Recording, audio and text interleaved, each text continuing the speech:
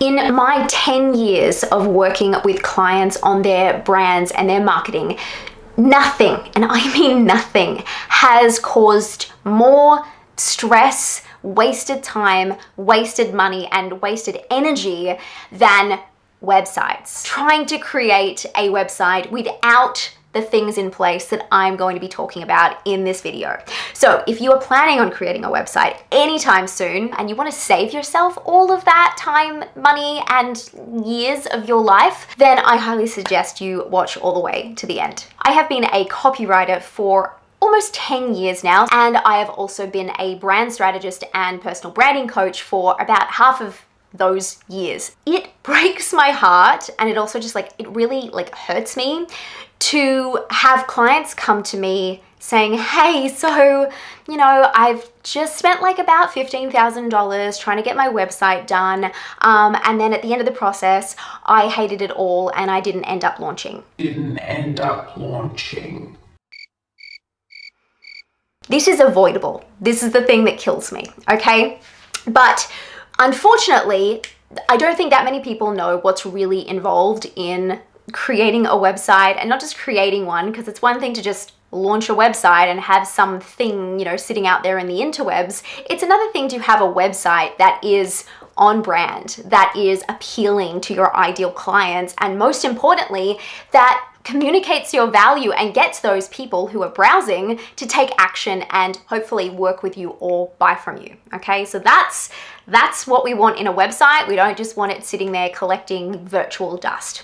So what we're going to do is talk about 5 really crucial things that you're going to want to do before you start working on your website to make sure that you have those foundations in place that mean your whole website just comes together at the end of that process, and the heavens part and you hear when you go live. First things first. What the hell is the purpose of your website? Why does it exist? Why is it important? What is its ultimate goal? Is it really all about telling people who you are, or are you hoping that they also take a certain action? Are you wanting to promote your services? Are you wanting to grow your email list?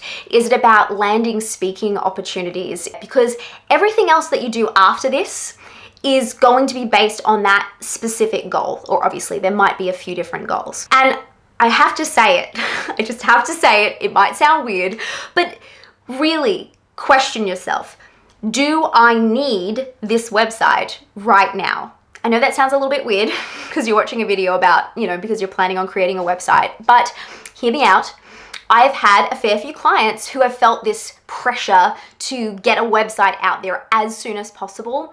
But when we dug a little bit deeper, it became obvious that a website wasn't actually necessary, at least right now, to help them achieve their goals. Because, for instance, maybe they were already established on another platform, or there was a different software or platform that was able to do what they needed a website to do for the time being. And because of their either budget and or time restraints, it just didn't make sense to use what little that they had to create that website when there were other things that we deemed more important for them to be doing with their time. Maybe it was pitching for podcast interviews, or it was just creating content and getting their name out there. So figure out what your website is about. So what does it need to achieve? If there's a big picture goal and maybe some sub goals that you've got for it, and clarify, is there any other way I could achieve that right now? And do I have the time and the resources that I need to start working on this website, knowing it never takes as long as you think it's going to take. It always takes longer. Could be weeks. It could be months. It really depends on so many different variables. Okay, so get that in place, then we'll move on to point number 2, your messaging. So your messaging is the strategy of what you're really trying to say. What are you trying to communicate with the world? Messaging is different to just writing your copy, okay? So those are all the words. The copy is how you say the thing. So I could have one point that I'm trying to make that personal branding is important, okay? So let's say that's my message. It's a bit basic, but anyways, I'm going on the fly here. So my messaging strategy is to really make sure that people know that personal branding is important. Copywriting means that I get to say that in as many ways as I want. So those are the actual words that I'm going to use. So I might say that, you cannot succeed in business without a personal brand, is one way of saying that personal branding is important. I could create a ton of content pieces on it. I could have blog articles, and I could say it a few different ways on my homepage. What I'm getting at is the messaging behind it is the strategy. What are you trying to say? This is going to impact who you're really speaking to, like who's really resonating with your message. It's going to impact how you're positioning yourself in the market, because a whole bunch of people in your industry might be doing similar things. It might look like you all have similar services, but your messaging is going to help you explain how you do things differently and who you're especially equipped to serve. Messaging is something that, even if you are going to get a copywriter to help you write the copy for your website, it's really important to start by doing some of that messaging work even yourself. So make sure you know, what are you trying to say? Who are you trying to say it to? What do you do different? What do you think differently? What do you do differently? Like what's unique about your approach, or just, you as a human being? Be clear on those things, because that is then going to make writing your copy so much easier once you get to that part of the process. Okay, moving on to point number 3. You need some visual guidelines. You may be like, yeah, duh. I've already hired someone. I've got a whole brand identity. If so, that's fantastic. However, plenty of people will create a website before they've hired a designer, or you may not have any plans to hire a designer. So all of these decisions are hugely important, because it is very easy with a website to start band-aid fixing it as you go along. It's more like a Franken website where you start with one thing on a homepage, then you add a new page, and then you start adding these new elements, and then you're playing with a font here, and then, let's just introduce this color over here.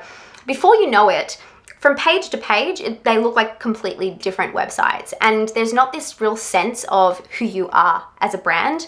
And that consistency is just one of the most important things when it comes to branding, because it's what makes you recognizable. It's that familiarity. And familiarity does actually lead to trust, at least one of the factors. So what I would suggest is, before you start sort of weaving your visual magic into your website, take a step back and make a few decisions. What is my color palette? Do I want to sort of create a little logo for myself? What fonts am I going to be using? Now, this is really important. You might have a go-to font, for instance, like when you're on Canva and you're creating social media content. But when it comes to your website, you're going to want what they call a font or typography hierarchy.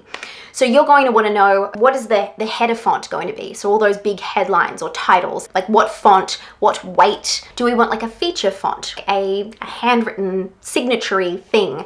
What are your buttons going to look like? Squares or rounded corners, or a full kind of circular corners? That is not the actual word for it. Maybe come up with a bit of a mood board. Pull together a Pinterest board with a vibe that you really like. Start seeing as do I like moody, or do I like really bright and airy? What textures am I drawn to? And just see if you can narrow the visuals down a little bit, because that is also going to make a big difference when you're choosing a template. Whew, okay, we're moving along. We're already on number 4. So I want you to create what is called a sitemap. So essentially what this is about is understanding what are all the different pages involved in my website, and also what is sort of the page hierarchy. You're going to have a couple of, maybe more than a couple of top level pages. So, you've got your home page, your about page, all that stuff that you see in your menu. So they're the pages that you're assuming that people might be starting at. But then you might need to drill down into more pages underneath that. For instance, you have multiple services or multiple products. You have a blog and some categories for your blog. Oh, I also want to land speaking opportunities, so maybe I need my own page. Oh, people have to get in touch with me. I'm going to need a contact page. Figure out, in a nutshell, what pages do you need and where are they going to live? Some pages are just sort of mostly hidden, like a privacy policy at the very bottom of your website in the footer, but then you are going to have that main menu, and then you might have the drop down menu. So make those decisions. Just have it on a document somewhere. It does not have to be fancy. I like to use a little table, and I just put all the top level pages in that table, and then if any are going to be in a drop down menu, then they'll just go down below in that same column. Simple. Then you're going to map out your page specific needs, okay? So page by page, really figuring out, what do I need to cover, or what what needs to happen on this particular page. Because if you are selling products, well, it's like, well, okay, I need a checkout ability. Like people need to be able to add things to cart. Or if you want people to be able to fill out an application form, well, maybe you need that form embedded over here. Do you need a video that's going to be embedded? Are you going to highlight some testimonials? Like just have a think about those essential pieces that like non-negotiables basically for the pages. You might be working with a copywriter who's going to help you with some of this. You may hire a website designer. But what I have found is, personally being a copywriter and my partner used to be a website designer, we still need to know what you want. We can't tell you that. If you say, oh, well, this is the goal and this needs to happen, then it's our job to then like either, make it pretty, make it sound good, make sure people are doing that.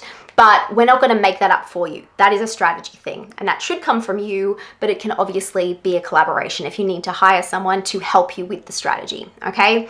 But figure out what are those things that you're going to need, what functionality does your website need, and that is going to get you ready for our fifth and final point, doing your research on platforms and templates.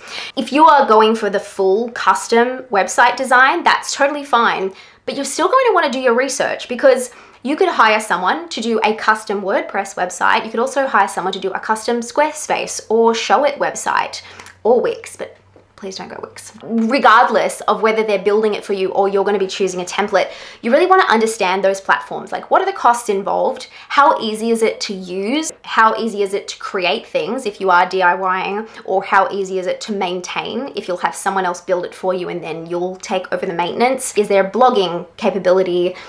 Is there a checkout capability, or does it need extra plugins? Like, what are all those different things that you're going to need?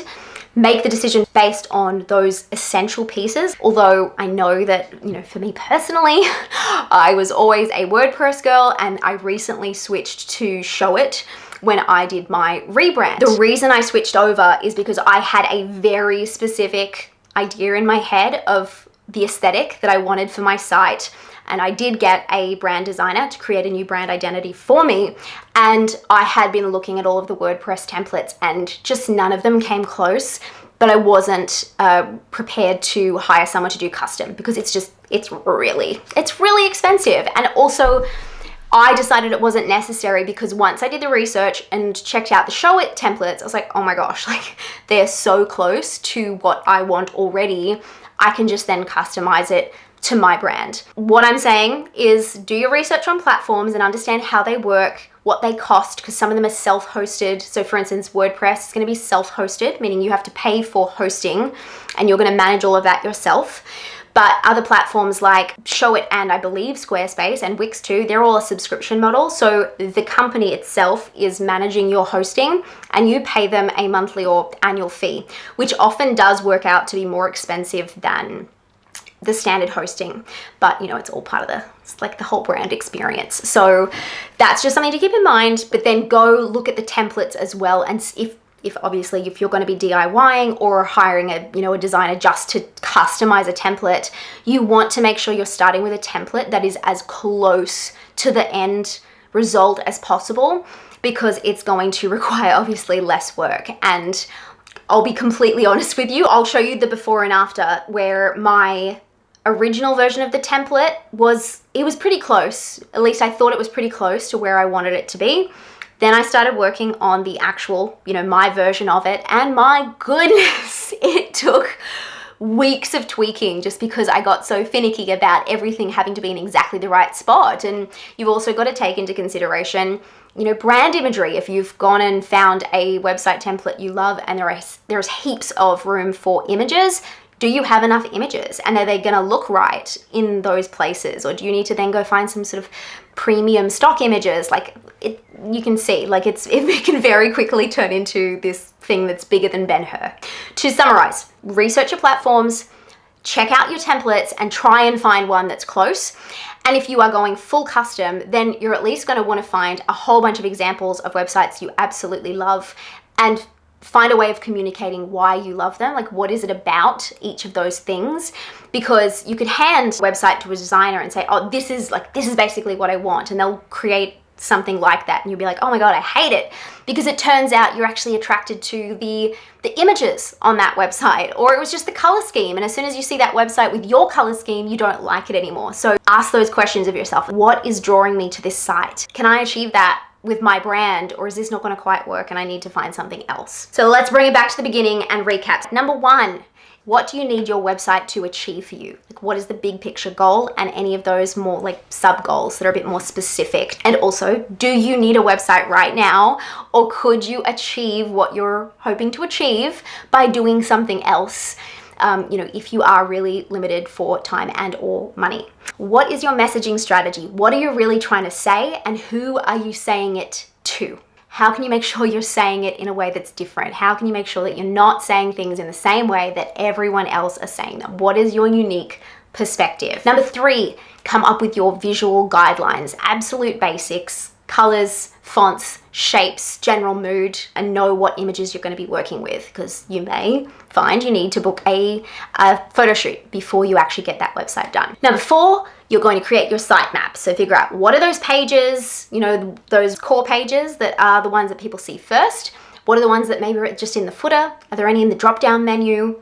And then moving on, what do I need each page to achieve for me, so that then we can move on to number five and know what we need in a platform and what we need in a template or a design.